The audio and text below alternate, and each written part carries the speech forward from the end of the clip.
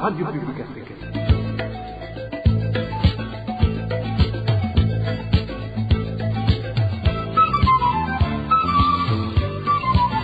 Radio Publique Africaine.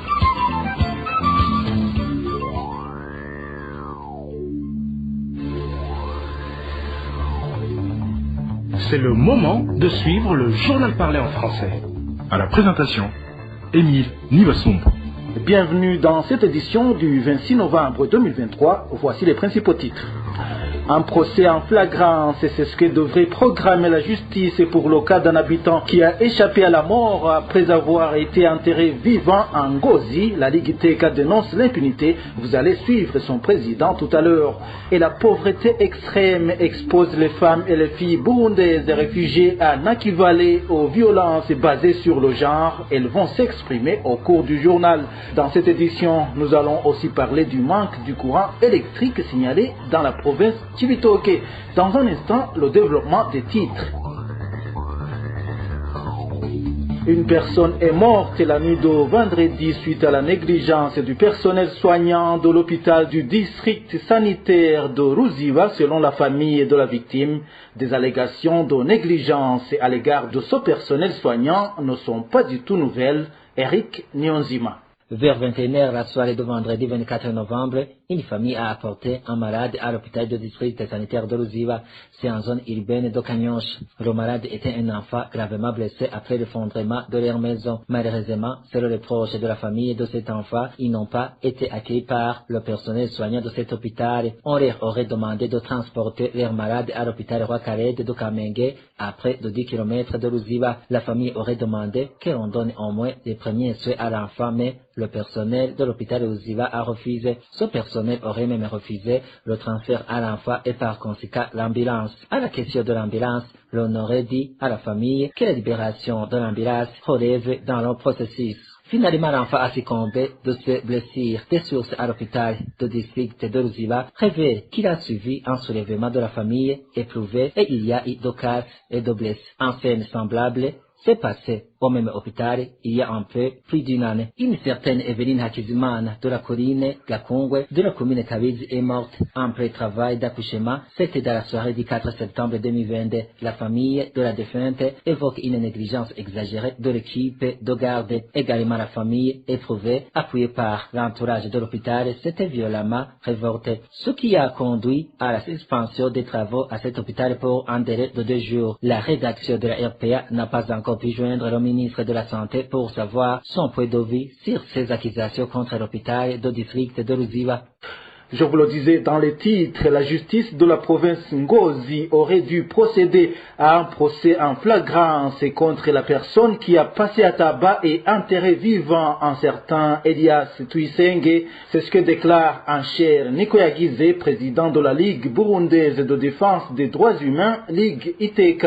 Le 21 novembre dernier, ce jeune homme tentait de réclamer sa rémunération lorsqu'il a subi ce lourd châtiment. En chair Nicolas Guizé indique que de tels cas sont fréquents au pays, mais que les auteurs restent impunis. À la Ligue TK, nous sommes très préoccupés par la santé de Tuyisenge Elias, une personne battue à mort par son patron de la province d'Ngozi, commune Ngozi, alors qu'il réclamait son salaire. À la Ligue TK, nous savons que ce n'est pas un cas isolé. Il y a d'autres cas similaires dans tout le pays et nous interpellons la justice burundaise de faire son rôle et de rendre justice à cette victime et punir sévèrement dans l'immédiat l'auteur de ces bastonnades pour que de tels cas ne se reproduisent plus au pays.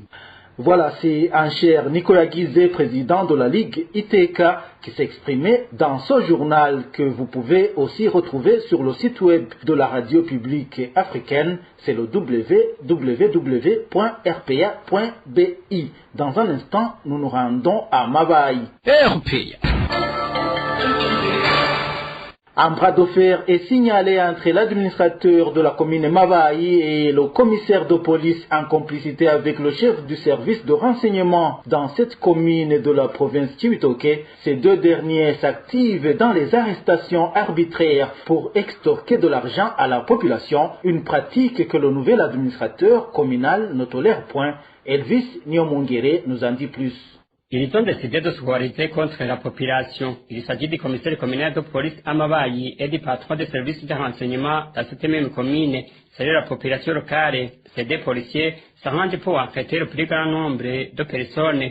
La relaxation est conditionnée par le versement d'une certaine somme d'argent. Le premier groupe cible de son duo est constitué de gens qui ont investi dans le secteur de l'or. Le responsable de la documentation communale et le commissaire communal sont inséparables. Là où tu vois, et bien sûr, tu trouves aussi, on dirait qu'on leur a dit que Maba est une riche commune. Il circule partout, et lorsqu'il tombe sur quelqu'un qui est connu comme financièrement bien portant, il s'en gère pour l'accuser de faire commerce illicite de l'or. Il l'incarcère, et pour qu'il puisse être libéré, il devra verser 2 millions, 1 million, 800 000, et le fait qu'ils peuvent accepter, c'est 500 000. Ce duo a inventé des extractions qui collent aux gens juste pour les extorquer de l'argent, ce qui occasionne un plus grand nombre de personnes qui se font arrêter et ainsi se repeupler le cachot communal. On arrête un motard qui transporte des personnes et on remet dedans lui et sa moto. Mais normalement, selon la loi, ça devrait être la moto ou le véhicule qui soit saisi pour n'être restitué qu'après versement de l'amende. Mais comme ce qui compte pour eux n'est que de l'argent, on arrête le chauffeur et sa moto ou véhicule. Il y a aussi des personnes qui sont incarcérées accusées de n'avoir pas respecté les heures de fermeture des cabarets. On te croise la nuit et on t'arrête, même si tu te rends à l'hôpital. Pour les femmes, on dit qu'elles n'ont pas droit de circuler au-delà de 19 heures. Et pour les hommes, c'est 21 heures. On dirait que notre commune est en état d'insécurité.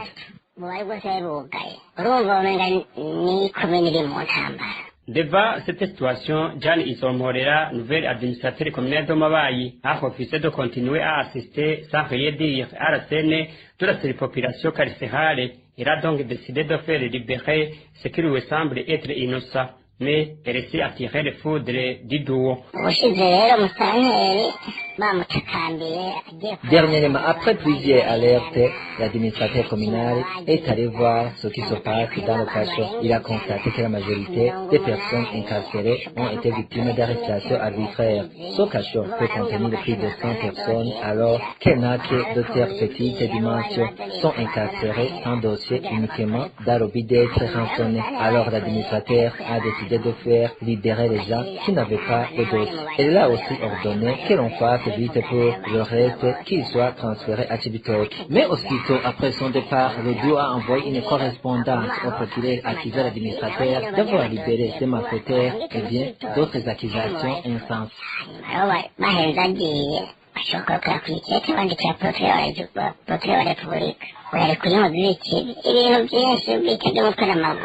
La rédaction de la RPA a cherché à joindre Kahem Bizoza, gouverneur de Chibitoke, mais c'est lui qui a décroché son téléphone portable nous a indiqué que le gouverneur était occupé. Certains parents de Bukemba s'insurgent contre la contribution de 500 francs par élève exigée par le directeur de l'éducation dans cette commune de la province Rutana. Ce dernier explique que c'est pour l'achat d'une imprimante de la direction communale, mais selon les parents, les directions communales sont dotées de leurs propres frais de fonctionnement. Le point avec Emmanuel Nyungeko. Cette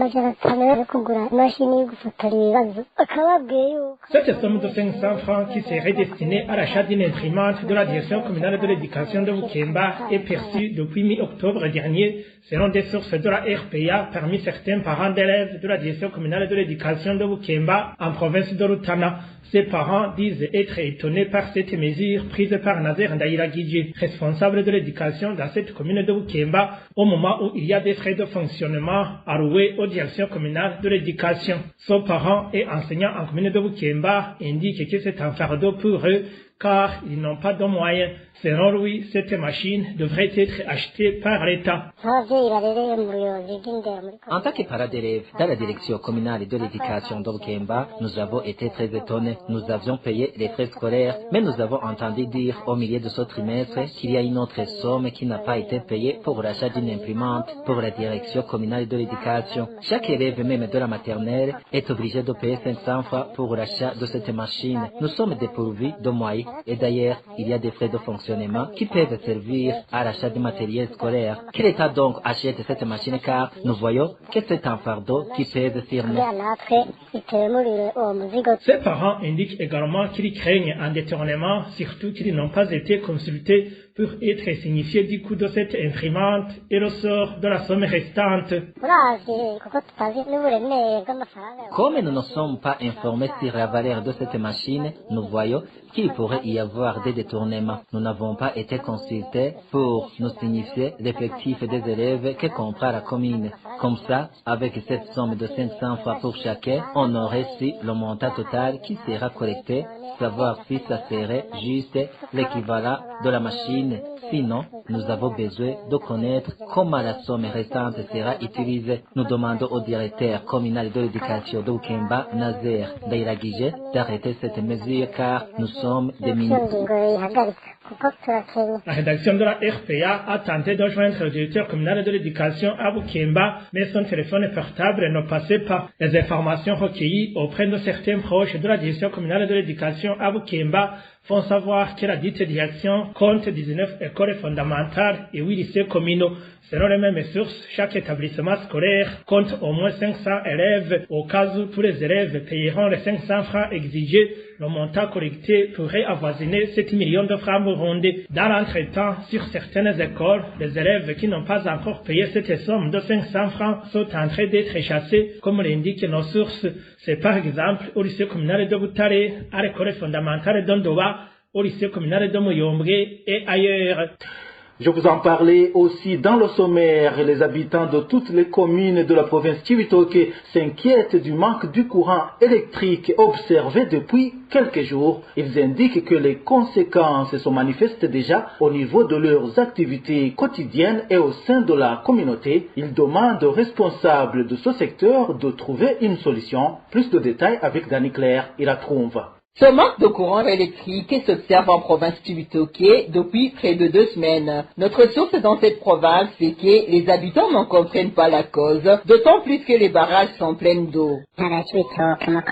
Toutes les communes de la province Cibitoke, donc Buganda, Mabayi, Mugina, Lugombo et Bukinanyana, sont concernés par cette coupure. Des fois, il peut y avoir des perturbations 5 fois par jour. Cette nuit, par exemple, il n'y avait pas de courant électrique. Il est revenu vers 4h30 du matin. Je ne sais pas où se situe le problème. Avant, il disait qu'il y a peu d'eau, mais maintenant, nous sommes dans la période pluvieuse. Les barrages sont pleins. Alors, pourquoi ces coupures répétitives? Suite à ce manque de courant électrique, plusieurs activités génératrices de revenus ont été suspendues, sans parler du banditisme qui prend de plus en plus d'ampleur.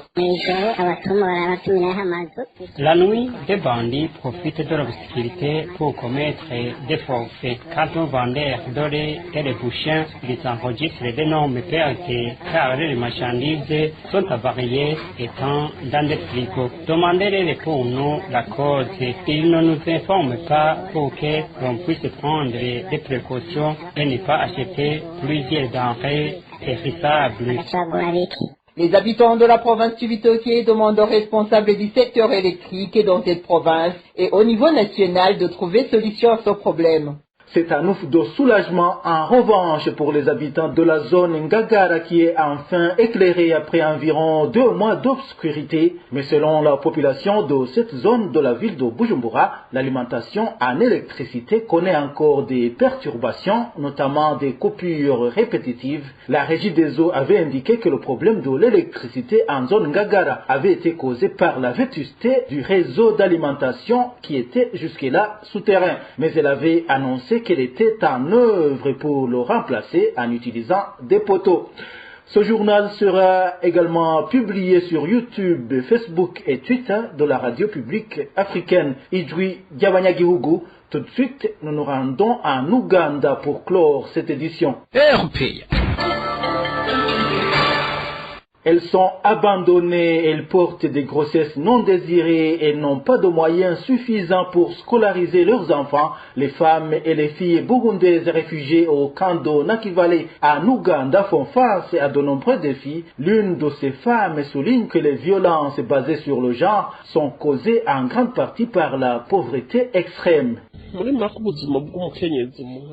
En général, la vie que mènent les femmes réfugiées de Nakivale est très précaire. Par exemple, une femme ayant un mari avec 3 ou 5 enfants, ils vivent souvent dans une pauvreté sans nom, où ils ne peuvent pas les nourrir ou payer leurs études. À cause de cette situation, le mari est obligé d'aller travailler à Kampala ou encore dans d'autres provinces plus éloignées de Nakivale. Mais là encore, puisqu'il gagne très peu d'argent et qu'il voit qu'il ne peut pas retourner à Nakivale les mains vides, il préfère alors abandonner sa famille. Ainsi, sa femme sera dans l'impossibilité de prendre soin de ses enfants et il aura une vie très pénible. Les filles qui proviennent de ces familles pauvres ne peuvent pas non plus aller à l'école et par conséquent, ces filles sont entraînées dans l'alcool et la drogue par des garçons, ce qui fait qu'elles aient des grossesses non désirées alors qu'elles sont encore des mineures.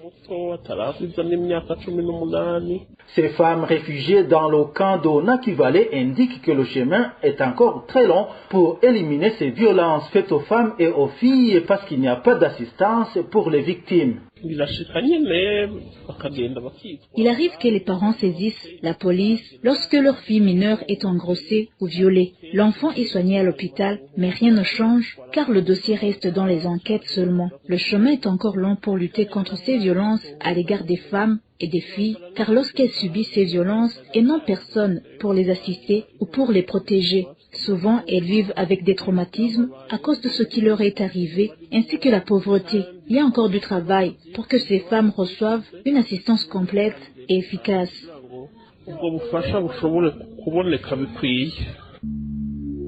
Voilà, c'est par la voix de cette femme burundaise réfugiée dans le camp de Nakivale en Ouganda que nous refermons ce journal du 26 novembre 2023.